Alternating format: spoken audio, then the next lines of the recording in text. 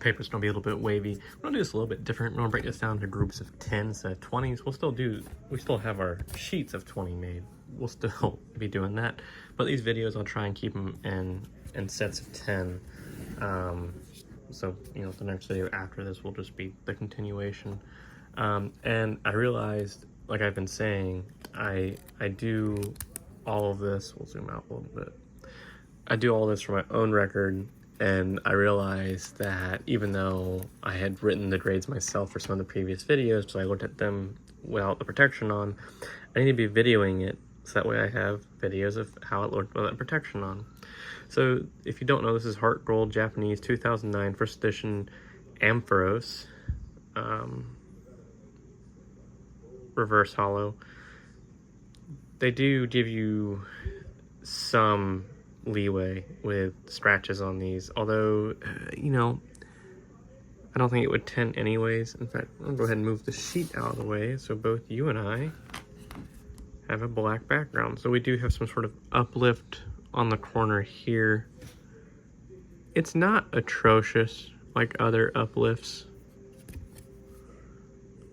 It is apparent on both the front and back.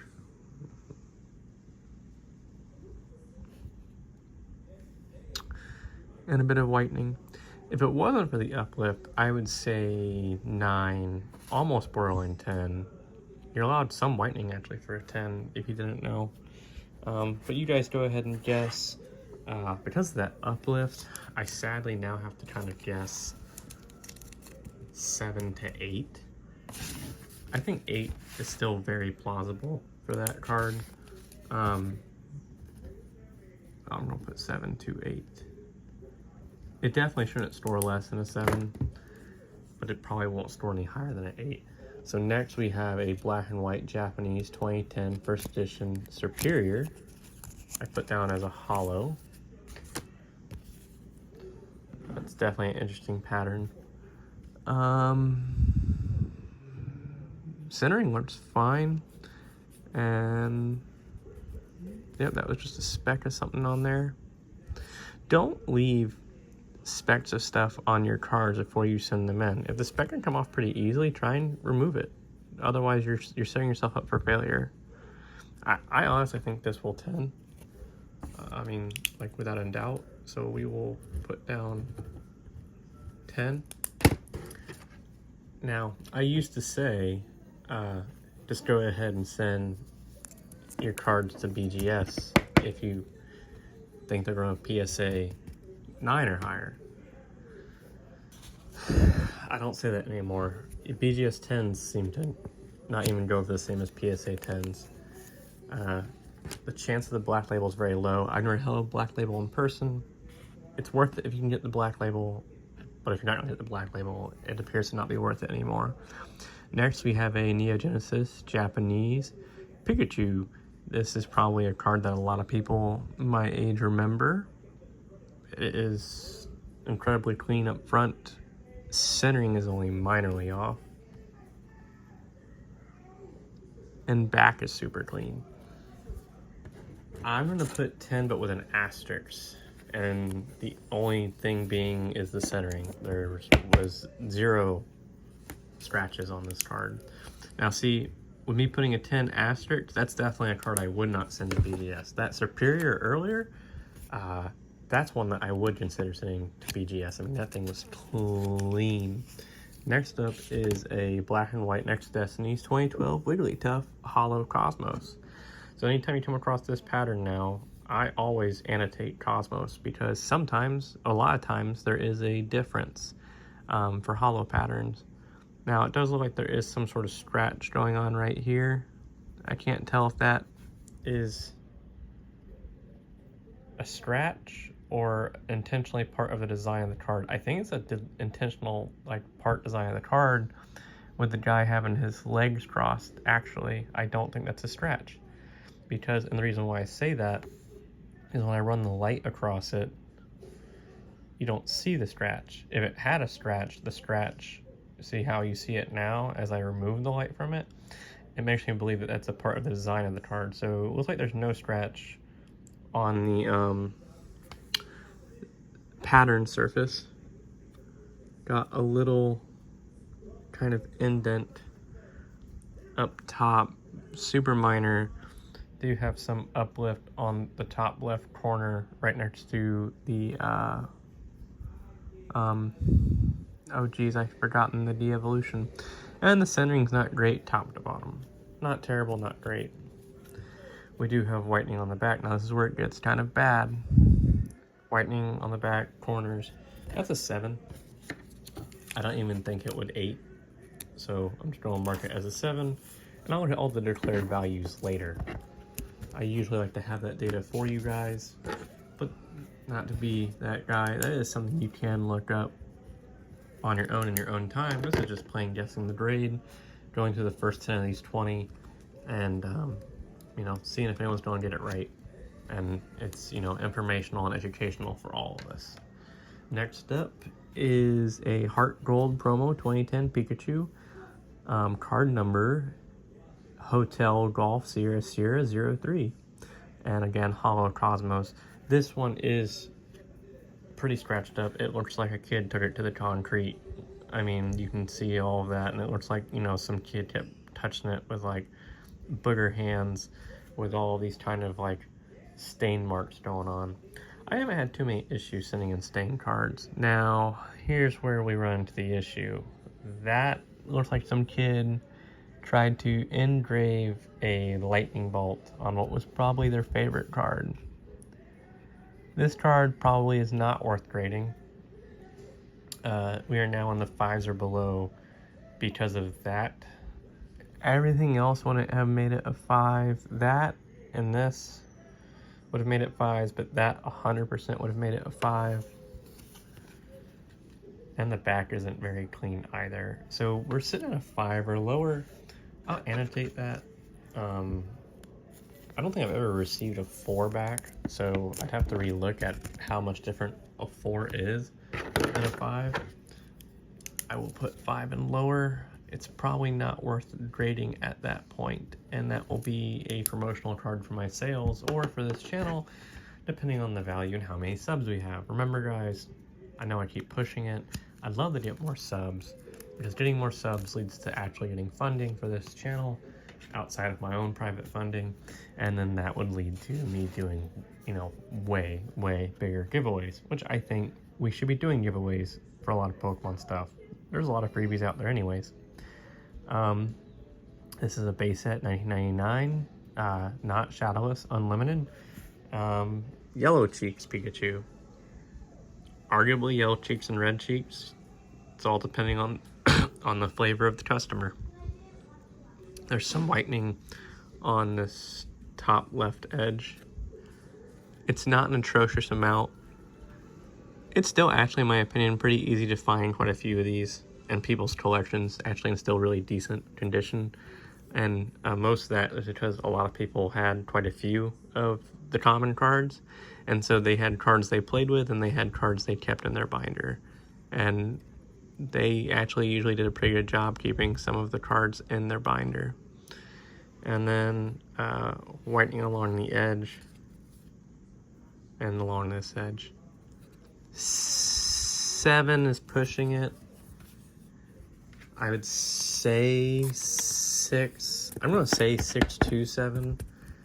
I say 7's pushing it. It's not pushing it that hard.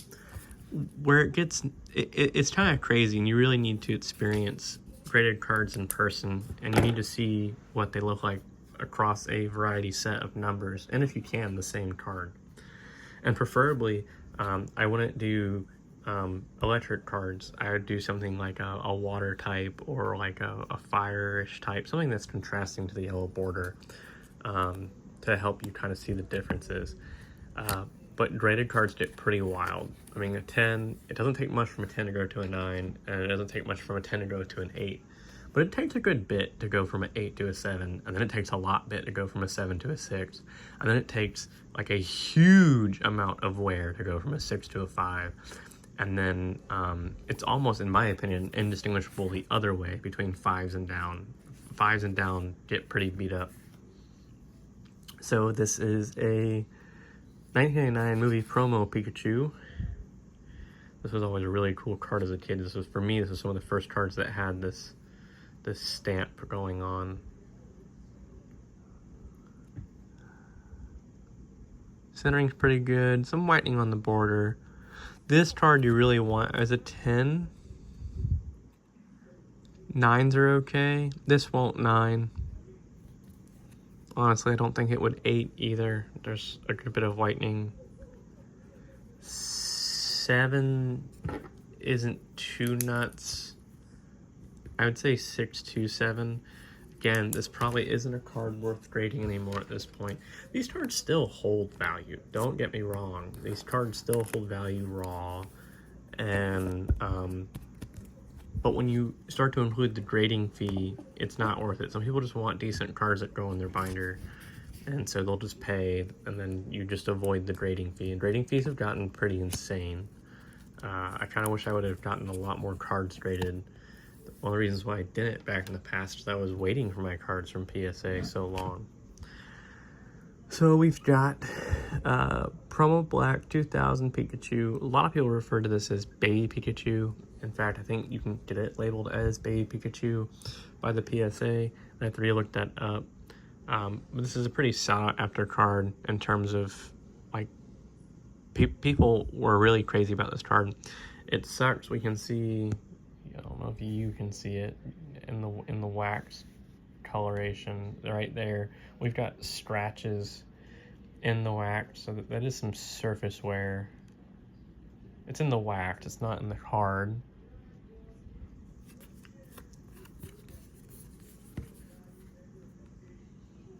And arguably a really clean back. I mean, there's whitening, but for a card that has wax surface scratches, usually it's indicative that your back's gonna be pretty beat up. I don't think it will 9. I don't think an 8 is out of the question, though. It's hard to tell. I don't usually... It's kind of funny what PSA seems to grade fairly roughly on. Seems to always be centering for me. It's like they could almost care less about damage. They take centering very seriously. This is a base set 2 Pikachu 2000. I put yellow cheeks, but if I remember correctly, every base set 2 Pikachu is a yellow cheeks. It's only the base set ones that are yellow or red. It would have been funny if they would have kept the tradition. It's probably worth a lot of money if you find a base set 2 red cheeks, just that would be a real error. And again, these cards, it's really easy, in my opinion, to find them in near perfect condition. There's somewhere, like there's extremely minor whitening. It is noticeable. I think this would 9.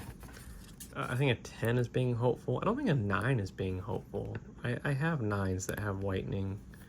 I even think I have one 10 that has whitening. It's very minor whitening, but again, PSA said you can get a 10 with whitening, and I believe I have a card that has done it. This base set 2 Pikachu, I don't think would 10. It's a bit too much. And last for this video, base set 2 Clefable. For me, this was a great card. As a kid, it seemed like it, because Metronome was kind of like, ta-da-da-da, you go ahead and play your super powerful card. I'll just Metronome it back to you. Now, these cards, base set 2, base set 1, really any of these cards from this era, it's extremely hard to get a 10, because this material they used for the holographics just scratches as the wind blows by it. So, I mean, you can see scratches in the back. I mean, you can see silvering though too. These cards just tend to peel over time. I have kind of noticed PSA doesn't seem to grade too hard against silvering, which is always nice. I'll take that. Centering is, it's fine. It's not great. And when you see me rubbing my thumb like that, I'm seeing if something will come off. Ooh, now see, the back is a lot worse than the front. 7 might be high. I'm gonna guess 6 to 7. I do think 7 is possible on this card. Keep in mind, we're doing these videos on black backgrounds, which really shows we're doing it on black backgrounds with no protection on the card. And so we'll end there for those for now. We'll pick back up later. But just, again, that reminder, doing it on a black background really, really, really, really shows the damage.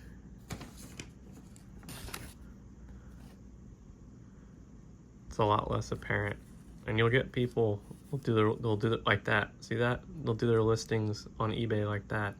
And even if you put like a bunch of direct light on it, it's not going to show nearly as much.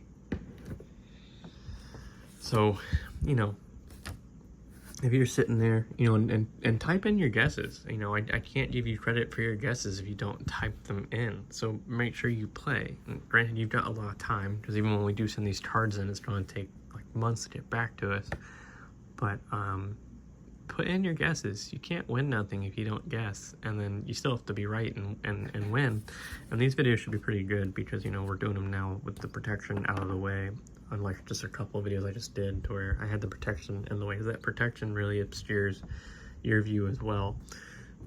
So yeah, make sure you put some guesses in. In the past, we've done giveaways based on those who got things right, and you know, you only get one thing right, and we try and do a giveaway for everyone who might be right for something. Now, if all of a sudden I've got 100,000 comments and everyone's right, obviously I can't do that. I mean, geez, just in mailing fees, that would cost me 50 grand, you know, 50 cents per stamp. It's higher now, but 50 cents per stamp alone is going to cost me 50 grand if 100,000 people are right. But you know, the more you get right, you know, maybe we'll distinguish it that way. This person got all 20 right. Let's do one giveaway for that one person who got all 20 guesses right from the bat, first time go. You know, that person, you know, if we get 100,000 comments and someone gets all 20 right on the get-go, we might give them we might give them one of the PSA cards after it comes back, to be honest. So make sure you're guessing. And yeah, you know, thanks for playing. We'll do these next 10 on the next video. Bye.